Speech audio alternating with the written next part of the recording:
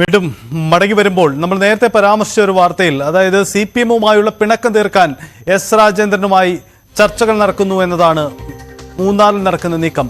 രാജേന്ദ്രനും ഇക്കാര്യം സ്ഥിരീകരിക്കുകയാണ്. രാജേന്ദ്രത്തിന്റെ പ്രതികരണത്തിൽ കാര്യങ്ങളെ സംബന്ധിച്ചെല്ലാം നേരത്തെ ഞാൻ പറഞ്ഞിട്ടുണ്ട്. പാർട്ടിക്കൊരു ഓരോ പറ്റുന്ന ഒരു കാര്യങ്ങളും പറയാനോ ചെയ്യാനോ താല്പര്യമുള്ള ആളല്ല. തെരഞ്ഞെടുപ്പിലും ആ സമീപനം ഉണ്ടാവും. നിലയിലുള്ള അഭിപ്രായങ്ങൾ പറയുവാനൊന്നും ഈ സമയം ഉപയോഗിക്കാൻ ആഗ്രഹിക്കുന്നില്ല. അതാണ് എനിക്ക് പറയാനുള്ളത്. മനുഷ്യനിൽ തീരുമാനത്തിലേക്കായില്ല.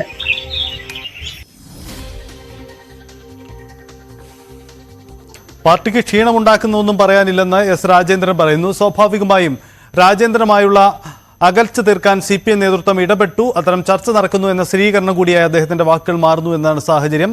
നേരത്തെ EP ജയരാജന്റെ വാർത്താ സമ്മേളനത്തിൽ അദ്ദേഹം പങ്കുവച്ച ഒരു പ്രധാനപ്പെട്ട കാര്യം കൂടിയുണ്ട്. സംസ്ഥാനത്ത് പ്രധാന പോരാട്ടം നടക്കുന്നത് LDF-ഉം UDF-ഉം തമ്മിലാണ് എന്ന് തന്നെയാണ് അദ്ദേഹം സ്ഥിരീകരിച്ച് വ്യക്തമാക്കുന്നത്. നേരത്തെ ചില ആശയക്കുഴപ്പമുണ്ടാക്കുന്ന തരത്തിൽ BJP-യും LDF-ഉം തമ്മിൽ പോരാട്ടമെന്ന അദ്ദേഹത്തിന്റെ വാക്കുകൾ അദ്ദേഹം തിരുത്തി ഇപ്പോൾ രംഗത്ത് വരുന്നു എന്ന സാഹചര്യം കൂടിയുണ്ട്. CPM-ന്റെ പൊതു നിലപാടിനൊപ്പം തന്നെ EP ജയരാജനും നിലപാടെടുത്തിരിക്കുന്നു എന്നതാണ് സാഹചര്യം.